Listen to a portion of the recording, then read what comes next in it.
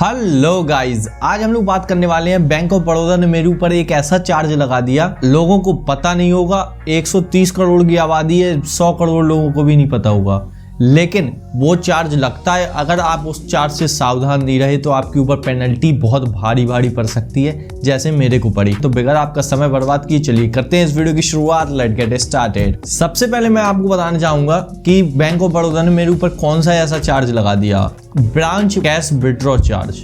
भाई देखो, मेरे को नहीं पता था और जो मैंने आसपास अपने एरिया में सर्वे किया तो उससे मेरे को ये पता लगा कि जो मेरे और एरिया में लोग रहते हैं उन लोगों को भी इसके बारे में कुछ आइडिया भी नहीं है ये चार्ज।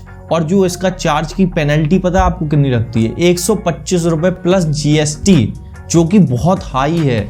बैंक ऑफ बड़ौदा का मैं बता रहा हूँ, और बाकी बैंकों में भी लगता है, प्राइवेट बैंक्स के अंदर भी लगता है। चार्जेस हो सकता है थोड़ा बहुत ऊपर नीचे रहता हो। बैंक से मैंने कैश विड्रॉ किया, मैंने ट्रांजेक्शन थोड़ा सा काम के चक्कर में मैंने एक मंथ के अंदर अप्रोक्सीमेटली 7-8 बार ब्रांच से कैश विड्रॉ किया, जो कि बहुत ज्यादा नहीं किया। कभी 5,000, कभी 10,000, कभी 15,000। अब बैंक तो होता ही इसी के लिए कि अपना पैसा जो आपके पास सेविंग डला हुआ है वो आप उसको डाल दो, जरूरत पड़ने पे निकाल लो। तो वही चीज मैं करता था। लेकिन फिर मेरे को जब स्टेटमेंट आया, स्टेटमेंट में आपको यहाँ पे दिखाने की कहीं पे कोशिश करूंगा, स्टेटमेंट में मेरे को सुबह मेरे अकाउंट से 590 रुपए कट गए। अब भाई मैं थोड़ा और खौफ में आ गया कि कहीं ऐसा तो नहीं अकाउंट मेरा हैक हो गया हो, क्योंकि मैंने कोई ट्रांजेक्शन किया नहीं।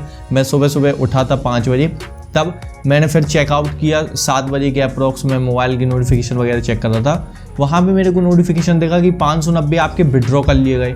फिर भाई मैंने अपने फ़ोन पे में चेक किया, भीम UPI में चेक किया, कहीं ऐसा तो नहीं मैंने किसी को गलती से सेंड कर दी हो। अपनी म्यूचुअल फंड्स की किस्तें देखी, कहीं ऐसा तो नहीं वहाँ पे ऑटो अप्रूवल लगाओ तो वहाँ पे कट गए हो।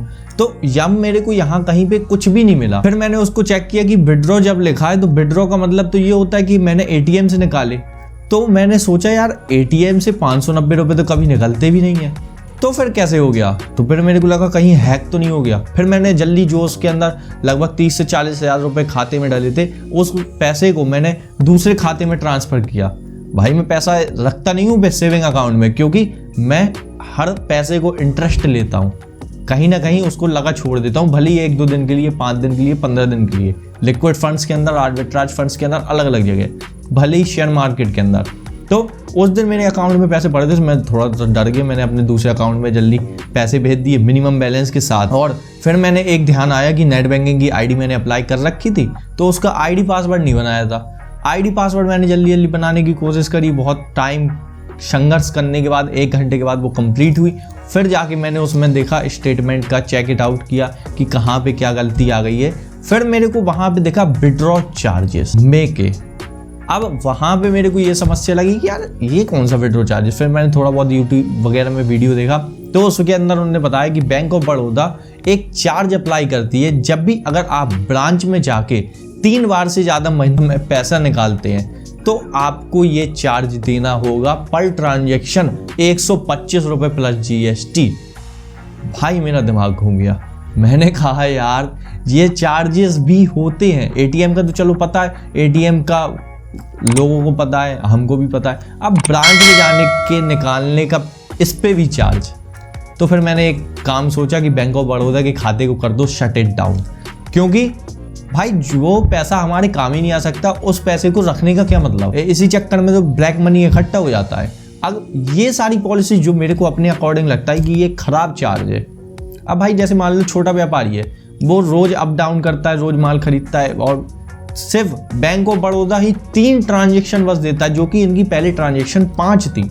अब इन्होंने 3 कर दी हैं, तो इस चक्कर में जिससे अब मान लो कोई व्यापारी है, वो मंगल के मंगल माल खरीदने जाता है, मतलब ट्यूसडे टू ट्यूसडे माल खरीदने जाता है। अब उनको 3 ट्यूसडे तो फ्री मिल गया, लेकिन चौथे ट्यूसडे उनने 125 रुपये प्लस GST चार्ज कर दिया। तो इस हिसाब से ये नेगेटिवली इफेक्टेड है। बट जो मेरा केस है, मेरा दूसरा चीज का काम है, तो मैं उस चक्कर में पैसा निकालना डालना कर दे देता हूँ। अब अगर इसको पता होता तो मैं उसी हिसाब से कैलकुलेशन करके फिर अपने अलग अलग बैंक अकाउंट से कैसे विड्रॉ करता। लेकिन वो चार्ज अब मैंने तो अपना गलती से सीख लिया है। अब मैं ये चाहता था कि आप भी मेरी गलती से सीख लें। तो भाई मैं आपको ये चीज़ बताना चाहता हूँ, बहुत सारे ऐसे मिडिल क्लास लोग हैं जो मेरी वीडियो देखते हैं अमीर बनने के लिए। तो भाई ये सेविंग ही आपको करोड़पति बनाती है। जो 590 रुपए, भाई मेरा तो चलिए प्रॉफिट से था, अगर आप ये चार्ज अपनी जेब से देते तो आपको कितना बुरा लगता।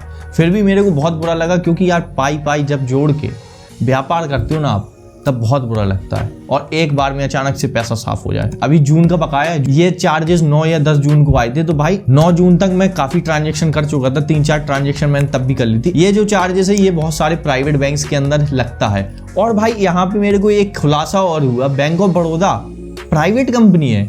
ये मैं सोचता था सरकारी कंपनी है यार, नाम बैंक ऑफ बड़ौदा, लेकिन जब मैंने जाके गूगल में सर्च किया तो मेरे को पता लगा ये प्राइवेट कंपनी है। दिमाग और ज्यादा घूम गया। जो उन दोनों का ज्वाइंट वेंचर है, लेकिन गूगल में ऐसा लिख के आता है प्राइवेट कंपनी है। ज्वाइंट वेंचर है सरकारी और प्राइवेट का। अब शायद हो सकता हो कि फुल्ली प्राइवेट हो गई हो, लेकिन जो पुराने मुलाजिम हैं उनको तो अभी भी पेंशन मिलती है, जो मेरे को सर्वे के अकॉर्डिंग पता लगा। इसके हिसाब से हम लोगों को सुरक्षित हो जाना चाहिए अपने चार्जेस को बचाने के लिए, क्योंकि मेरे को 590 रुपए की ये किस्त बहुत महंगी पड़ने वाली। मैं आपके साथ एक फॉर्मूला शेयर करता हूँ।